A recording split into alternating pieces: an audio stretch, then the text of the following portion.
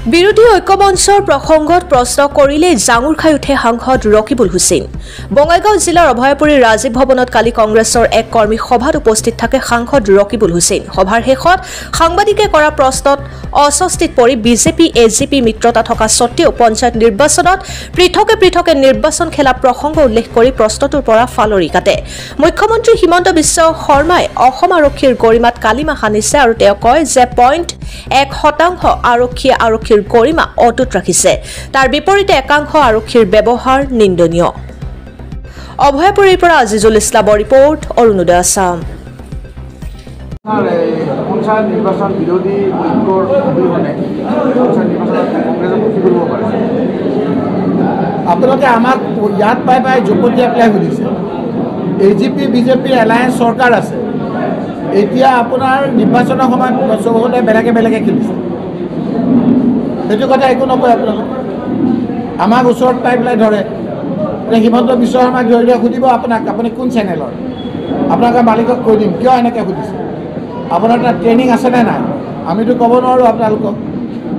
নিৰ্বাচনৰ সময়ত আমাৰ সিদ্ধান্ত হৈছে যে লোকেল লেভেলত পঞ্চায়ত আমাৰ মণ্ডল লেভেলত আমাৰ এলায়েন্স হ'ব লাগে। 2-1ত আমাৰ তেনেকুৱা হৈছে। য'ত আমাৰ তেনেকুৱা এলায়েন্স হৈছে সেই কথাবিলাক আপোনালোকক জনাম। আমাক এলায়েন্সটোৰ কথা সুধি আছে।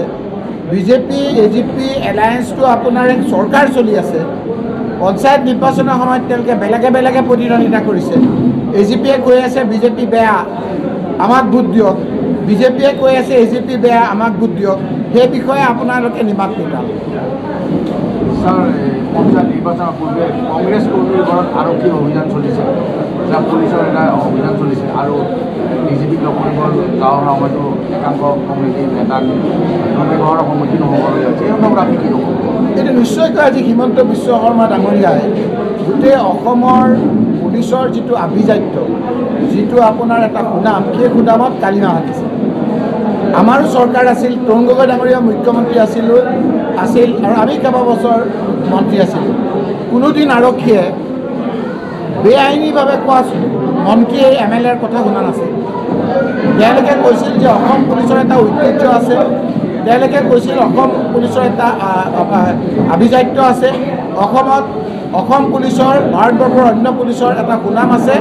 আমি বেআইনীভাৱে যদি কিবা আমি আদেশ নিৰ্দেশ দিয়া হৈছিলে তেওঁলোকে পঞ্চায়তে বিনম্ৰভাৱে নাকচ কৰিছে। আজিও সেই ধৰণৰ আমাৰ সুনাম থকা আভিজাত্য থকা আমাৰ পুলিচ আছে, আৰক্ষী আছে। 0.1% কোনো পুলিচে হিমন্ত বিশ্ব শৰ্মাৰ কথামতে উদ্ভৱ কৰিছে। এই কথা বতৰাই আমাৰ আৰক্ষীৰ যিটো ঐতিহ্য সেইটোত কালিমা আনিছে। নিশ্চয়কৈ এই কথাবিলাক নিন্দনীয়। সময়ে এই কথাবিলাকৰ উত্তৰ দিব। পঞ্চায়ত নিৰ্বাচনত ধনৰ বিনিময়ত ইয়াৰ অভিযোগ দিছে। কোন দলৰ?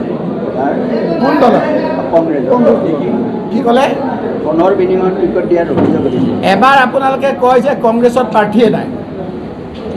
হিমন্ত বিশ্ব শৰ্মাই কৈছে তেওঁলোকে বোলে ৱাকঅভাৰ পালে। আৰু এবাৰ আপোনালোকে কৈছে কংগ্ৰেছৰ ধনৰ বিনিময়ত আপোনাৰ প্ৰাৰ্থীত্ব দিছে। এইটো কি ধৰণৰ কথা? তাৰমানে হেতা ওপৰা লাগিছে আমাক প্ৰাৰ্থীত্ব বিচাৰি। আপোনালোকৰ দল কংগ্ৰেছ দলত প্ৰাৰ্থী বিচাৰি প্ৰাৰ্থীত্বৰ হেতা ওপৰা লাগিছে। সেইকাৰণে এই কথা কোৱা হৈছে যে কোনটো সঁচা কোনটো মিছা। আমাৰ তাত প্ৰাৰ্থী আছে, আমাৰ দল প্ৰাৰ্থী নাই, সেই কথাটো এটা প্ৰথমে ঠিক কৰক।